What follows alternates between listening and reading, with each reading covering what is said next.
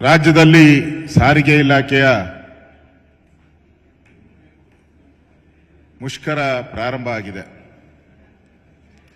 ಈ ಸರ್ಕಾರ ಬಂದ ಮೇಲೆ ಯಾವ ಇಲಾಖೆಗೂ ಸರಿಯಾಗಿ ಹಣ ಬಿಡುಗಡೆ ಆಗ್ತಾ ಇಲ್ಲ.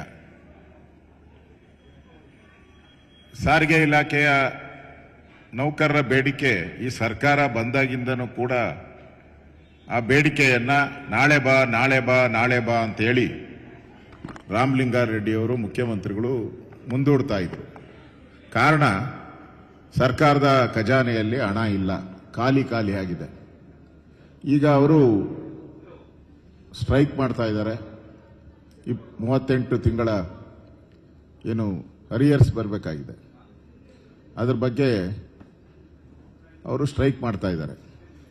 ಅವರ ನ್ಯಾಯಯುತವಾದಂಥ ಬೇಡಿಕೆಯನ್ನ ಸರ್ಕಾರ ಈಗಾಗಲೇ ಈಡೇರಿಸಬೇಕಾಗಿತ್ತು. ನೌಕರರು ಮುಷ್ಕರ ಹೋಗೋವರೆಗೂ ಕೂಡ ಮೀನಾವೇಶ ಎಣಿಸಬಾರ್ದಾಗಿತ್ತು. ಇದು ಸರ್ಕಾರದ ಫೇಲ್ಯೂರು. ಸರ್ಕಾರದಲ್ಲಿ ಹಣ ಇದ್ದಿದ್ರೆ ಇಷ್ಟೊತ್ತಾಗಲೇ ಅದನ್ನ ಕ್ಲಿಯರ್ ಮಾಡಬೇಕಾಗಿತ್ತು. ಹಂತವಾಗಾದ್ರೂ ಮಾಡಬೇಕು, ಇದ್ರ ಹೊಟ್ಟೆ ಟೈಮ್ ಆದ್ರೂ ಮಾಡಬೇಕಾಗಿತ್ತು. ಯಾವುದು ಮಾಡದೆ ಇವತ್ತು ಸಾರಿಗೆ ಇಲಾಖೆ ಸ್ಟ್ರೈಕ್ ಬಂದಿದೆ ಅಂತೇಳಿ 26 ತಿಂಗಳದು ಬಿಡುಗಡೆ ಮಾಡಕ್ಕೆ ಹೊರಟಿದ್ದಾರೆ. ಈಗ ಅದನ್ನ ಸಾರಿಗೆ ಇಲಾಖೆ ನೌಕರರು ತಿರಸ್ಕಾರ ಮಾಡಿದ್ದಾರೆ. ಮತ್ತೆ ರಾಮಲಿಂಗಾರೆಡ್ಡಿ ಅವರು ಹಿಂದೆ ನಮ್ಮ ಸರ್ಕಾರ ಇದ್ದಾಗ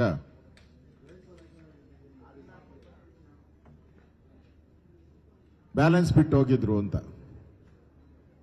ನಾನು ರಾಮಲಿಂಗಾರೆಡ್ಡಿಗೂ ಕೇಳ್ತೀನಿ, ಮುಖ್ಯಮಂತ್ರಿಗೂ ಕೇಳ್ತೀನಿ, ನೀವು 2018ರಲ್ಲಿ ಬಿಟ್ಟು ಹೋದಾಗ ಏನೇನು ಸಾಲ ಬಿಟ್ಟು ಹೋಗಿದ್ರಿ ಜನಗಳಿಗೆ ಹೇಳಿ, ಅದನ್ನು ಹೇಳಿ. ನಾನು 2009ರಿಂದ 2013ರವರೆಗೂ ನಾನು ಸಾರಿಗೆ ಸಚಿವನಾಗಿದ್ದೆ. ಹಾಗೇನ ಸಾಲ ಬಿಟ್ಟು ಹೋಗಿದ್ದಾನ ಹೇಳಿ, ಅದನ್ನು ಹೇಳಿ. ಲಾಭದಲ್ಲಿದ್ದಂಥ ಸಂಸ್ಥೆಯನ್ನ ಲಾಸ್ ಮಾಡಿದವ್ರು ನೀವು. ಕೋವಿಡ್ ಸಂದರ್ಭದಲ್ಲಿ ಇಡೀ ಪ್ರಪಂಚದಲ್ಲಿ ಲಾಸ್ ಆಗಿದೆ, ನಮ್ದೇನಲ್ಲ. ಯಡಿಯೂರಪ್ಪ ಬೊಮ್ಮಾಯಿ ಅಲ್ಲ ಅದಕ್ಕೆ ಕಾರಣ. ಇಡೀ ಪ್ರಪಂಚದಲ್ಲಿರುವಂತ ಎಲ್ಲಾ ಸಾರಿಗೆ ಸಂಸ್ಥೆಗಳು ಲಾಸ್ ಆಗಿದೆ.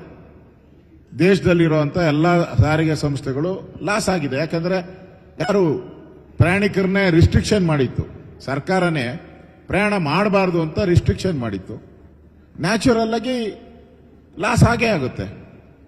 ಅದನ್ನ ಹೋಲಿಕೆ ಮಾಡಿ ಯಡಿಯೂರಪ್ಪ ಇದ್ದಾಗ ಆಗಿತ್ತು, ಬೊಮ್ಮಾಯಿ ಇದ್ದಾಗ ಆಗಿತ್ತು ಅಂತ ಹೇಳಿ ನಾಚಿಕೆಗೇಡಿನ ಸಂಗತಿ. ಸತ್ಯ ಸಂಗತಿ ಬಿಡುಗಡೆ ಮಾಡಲಿ. 2009ರಿಂದ 2013ರವರೆಗೂ ನಾನು ಸಾರಿಗೆ ಸಚಿವನಾಗಿದ್ದೆ. ಅದರಿಂದ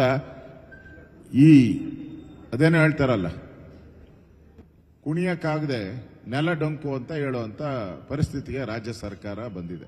ಇದೊಂದೇ ಇಲಾಖೆ ಆಗಿದ್ರೆ ಪರವಾಗಿಲ್ಲ. ಯಾವ ಇಲೆ ಕಾಂಟ್ರಾಕ್ಟರ್ ಅಸೋಸಿಯೇಷನ್ ಅವರು ಸ್ಟ್ರೈಕ್ಗೆ ರೆಡಿ ಆಗ್ತಾ ಇದ್ದಾರೆ, ಅವರು ಕಾಲ್ ಮಾಡ್ತಾ ಇದ್ದಾರೆ.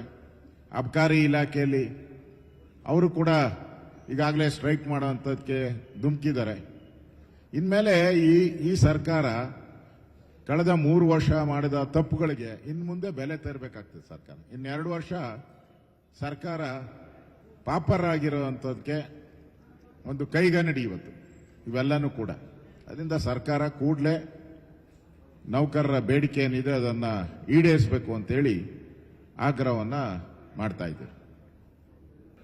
ಪರವಾಗಿಲ್ಲ, ಹಾಕಿ. ನಿಮ್ಗೆ ಯೋಗ್ಯತೆ ಇಲ್ಲ ಅಂತ ಹೇಳಿದ್ರೆ, ಕಸ ಹಾಕಕ್ಕೆ ಜಾಗ ಇಲ್ಲ ಅಂದ್ರೆ ನಮ್ಮನೆ ಮುಂದೆನೆ ಹಾಕಿ, ಅದಕ್ಕೇನಂತೆ. ನೀವು ನಿಭಾಯಿಸಬೇಕಾಗಿದ್ದವ್ರು ನೀವು. ಅಲ್ಲಿನ ಶಾಸಕರೆಲ್ಲ ಗಲಾಟೆ ಮಾಡ್ತಾ ಇರೋದು, ಅಲ್ಲಿನ ಬಿಜೆಪಿ ಶಾಸಕರೆಲ್ಲ ಗಲಾಟೆ ಮಾಡ್ತಾ ಇರೋದು, ಜನ ಗಲಾಟೆ ಮಾಡ್ತಾ ಇದ್ದಾರೆ, ಹಳ್ಳಿಯ ಜನ ಗಲಾಟೆ ಮಾಡ್ತಾ ಇದ್ದಾರೆ. ಅಲ್ಲಿ ಸರಿಯಾದಂತ ಹಳ್ಳಿಗೆ ಸವಲತ್ತುಗಳನ್ನು ಕೊಡ್ತೀನಿ ಅಂತ ಹೇಳಿದ್ರು. ಕಳೆದ 2.5 ವರ್ಷದಿಂದ ಯಾವುದೇ ರೀತಿ ಸವಲತ್ತುಗಳನ್ನು ಕೊಟ್ಟಿಲ್ಲ. ಹಿಂದೆ ನಾವು ನಮ್ಮ ಸರ್ಕಾರ ಇದ್ದಾಗ ಆ ಭಾಗಕ್ಕೆ ಎಲ್ಲಿ ಕಸ ಹೋಗುತ್ತೋ ಆ ಭಾಗಕ್ಕೆ ಅಭಿವೃದ್ಧಿಗೆ ಹಣವನ್ನು ಬಿಡುಗಡೆ ಮಾಡಿದ್ರು. 106 ಕೋಟಿ ಹಣವನ್ನು ನಾವು ಬಿಡುಗಡೆ ಮಾಡಿದ್ವಿ. ಇವಾಗ ನಿಮ್ಗೆ ಬಿಡುಗಡೆ ಮಾಡಕ್ಕೆ ಹಣ ಇಲ್ಲ. ಕಸ ಈಗಾಗಲೇ ರಾಶಿ ಬೆಂಗಳೂರಲ್ಲಿ ಬಿದ್ದಿದೆ, ಕಸದ ರಾಶಿ. ನಿಮಗೆ ತೆಗಿಯಕ್ಕೆ ಸರ್ಕಾರಕ್ಕೆ ಯೋಗ್ಯತೆ ಇಲ್ಲ ಅಂದ್ರೆ ನೀವು ಮಾಡಿ. ಜನರ ಪರವಾಗಿ ನಾವು ಅದನ್ನ ಸಹಿಸ್ಕೊಳಕ್ಕೆ ನಾವು ಸಿದ್ಧ ಇದ್ದೀವಿ. ಹೆಂಗೂ ಈ ಸರ್ಕಾರ ಪಾಪರ್ ಅನ್ನೋದನ್ನ ಜನಕ್ಕೆ ಅರ್ಥ ಆಗಿದೆ.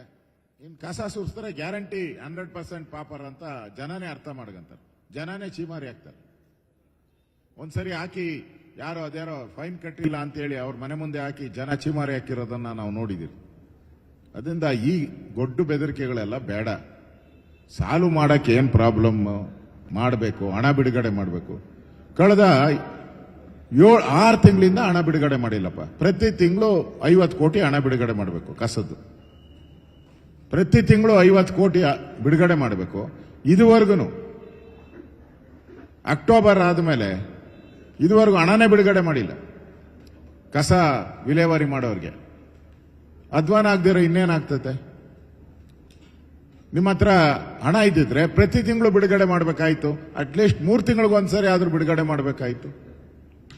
ಹಣ ಬಿಡುಗಡೆ ಮಾಡದೆ ಪಾಪರಾಗಿರುವಂತ ಸರ್ಕಾರ ಕಸನ ತಗೊಂಡು ನಮ್ಮನೆ ಮುಂದೆ ಹಾಕ್ತೀನಿ, ಬಿಜೆಪಿ ಆಫೀಸ್ ಹತ್ರ ಹಾಕ್ತೀನಿ ಅಂದ್ರೆ ಅದು ನಿಮ್ಮ ರಾಜಕೀಯ ದೌರ್ಬಲ್ಯ ತೋರಿಸುತ್ತೆ ಅಷ್ಟೇ. ಅದು